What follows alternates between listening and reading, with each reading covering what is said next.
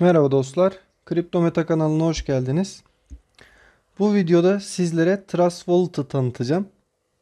Nedir bu Trust Wallet? Ne işe yarar? Bunları bu videoda göreceğiz.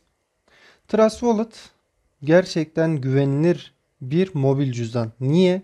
Trust Wallet Binance'ın resmi mobil cüzdanıdır. Ve burada her türlü işlemi yapabiliyorsunuz. Gayet güvenli bir sistem olduğunu söylüyorlar. Binance kendisi bunu söylüyor. Çünkü Binance'a ait bir mobil cüzdan. Bu Trust Wallet nedir? Her türlü kriptoyu tutabileceğiniz bir cüzdan. Sizin dışınızda, sizin telefonunuza girmeyen, sizin telefonunuza almayan birisi bu cüzdana ulaşamaz. Kaydolurken size kelimeler veriyor ve bu kelimeleri ne yapmanız lazım? Sizin kaydetmeniz lazım. Öncelikle Trust Wallet'a nasıl kaydoluruz? Trust Wallet'ı ne yapmamız lazım? Google Play'den veya Apple Store'dan indirebiliriz. İndirdikten sonra kayıt işlemlerini yapacağız. Zaten genel olarak kayıt işlemleri aynı. E-postadır, numaradır, falandır, filandır. Bu şekilde ne yapıyoruz? Kayıt işlemini gerçekleştiriyoruz. Burada önemli olan bir şey var. Kayıt işlemi sırasında size 12 tane kelime verecek ve bu kelimeleri kesinlikle bir yere kaydetmeniz gerekiyor. Eğer telefonunuzu kaybederseniz veya bozulursa veya çaldırırsanız ne yapmanız lazım? Bu kelimeler sayesinde siz cüzdanınıza ulaşabileceksiniz. Sizin dışınızda bu kelimeleri bilmeyen birisi, bu kelimelerin sırasını bilmeyen birisi sizin Trust Wallet'ınıza giremez. Kayıt olurken en önemli şey bu. Onun dışında zaten kayıt işlemleri basit bir şekilde gerçekleşiyor. Kayıt işlemlerini yaptıktan sonra bu sayfaya geliyorsunuz. Bu sayfada görebildiğiniz gibi Bitcoin, Ethereum, BNB, Smart Chain, işte farklı tokenlar, bunları ekleyebiliyorsunuz. Veya BRC ağı, BEP20 ağı, ERC ağı, bütün ağları, bu şekildeki ağları destekliyor ve bu şekilde bu ağlara ait tokenleri ne yapabilirsiniz? Sizler burada güvenli bir şekilde tutabilirsiniz arkadaşlar. Şimdi siz buraya geldiniz, kaydınızı gerçekleştirdiniz. Hangi token, öncelikle hangi token, hangi ağı destekliyorsa ona göre bir ağ adresiyle ne yapabilirsiniz? Buraya kriptolarınızı gönderebilirsiniz. Burada yani 5-6 tane kripto görüyorsunuz. Buraya kripto eklememiz lazım. Nasıl yapacağız bunu? Sağ üst köşedeki kısma tıklıyoruz. Burada neler var? Kripto varlıkları var. Buradaki kripto varlıklarından gördüğünüz gibi 4 tanesi açık. Diğerleri açık değil. Siz isterseniz bu kripto varlıklarını da açarak ne yapabilirsiniz? Ana sayfanızda görünmesini ve bu şekilde orada cüzdanda bulunacak attığınız şeyleri görmenizi sağlayacak. Ama burada olmayan tokenler, kriptolar da var. Bunu nasıl yapacağız? En aşağıda ekle özel token kısmı var. Buradan ekle özel tokene geldik.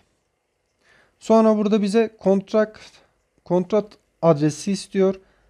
Bu tokenin ismini istiyor. Sembolün işte ondalık sayılarını. Bunları zaten kontrat adresini bulduğunuzda bulmuş olacaksınız. Peki kontrat adresini nereden bulabilirsiniz? CoinMarketCap'e girdiniz. Göndermek istediğiniz, hatta şu şekilde göstereyim.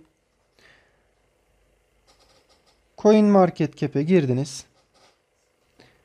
Buradan arama yapıyorsunuz. Göndermek istediğiniz mesela Shiba Inu. Evet, tıkladık. Burada genel bakışta aşağıya doğru geliyoruz. Burada Shiba Inu'nun ne olduğunu söylediği kısımda gördüğünüz gibi iki tane Ethereum ve Kronos ağlarında neyi var? Bunların adresleri var. Buradan kopyalayabilirsiniz. Bu adresi kopyalayabilirsiniz. Ve ne yapacaksınız? Mesela şuradan Ethereum adresinden kopyaladık. Adresler de bizim için önemli. Onu da unutmayalım. Adresinizi bilmeniz lazım. Şimdi burada A Ethereum. Tabi başka coinler vardır. O coinler nereyi destekliyorsa o ağı buradan seçebiliyorsunuz. Kontrat adresini ne yaptık? Yapıştırdık ve gördüğünüz gibi adını, sembolünü, ondalık sayısını kendisi yerleştirdi.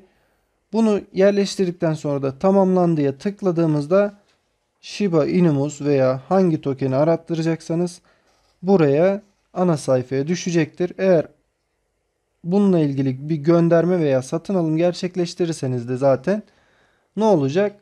Burada görünecek. Şimdi bu Trust Wallet'la ilgili başka ne diyebiliriz? Trust Wallet'ta siz kredi kartınızla alım, satım yapabiliyorsunuz. Kartınızı buraya bağlayarak karttan ödeme yaparak ne yapabilirsiniz? Bir alım gerçekleştirebilirsiniz. Ne yaptınız? Buradan sonraki dediniz. İşte yönlendiriyor ve bu şekilde ne yapabilirsiniz? Alımlarınızı gerçekleştirebilirsiniz al kısmından. Ayrıca dostlar, bu Trust Wallet'tan diğer borsalardan kripto alıp göndermek için neye ihtiyacımız var? Mesela ERC ağından bir kripto göndereceğiz. Burada Ethereum'a tıklıyoruz. Ethereum'un bu kopyala kısmından ağ adresini kopyaladığımızda ERC ağından bir kripto varlığı buraya gönderebiliriz. Veya BEP20 ağından herhangi bir şey göndermek istiyorsak da buradaki Smart Chain, bakın dikkat edin, BNB kısmı değil, Smart Chain kısmının adresini kopyaladığımızda ne yapabiliriz?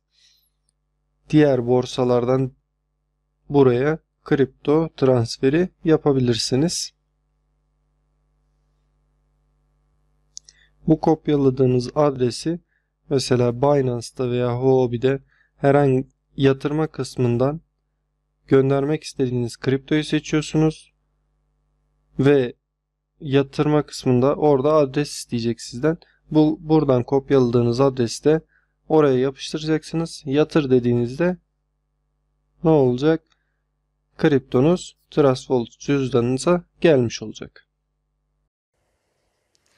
Kredi kartıyla, kartınızla alım yapabiliyorsunuz.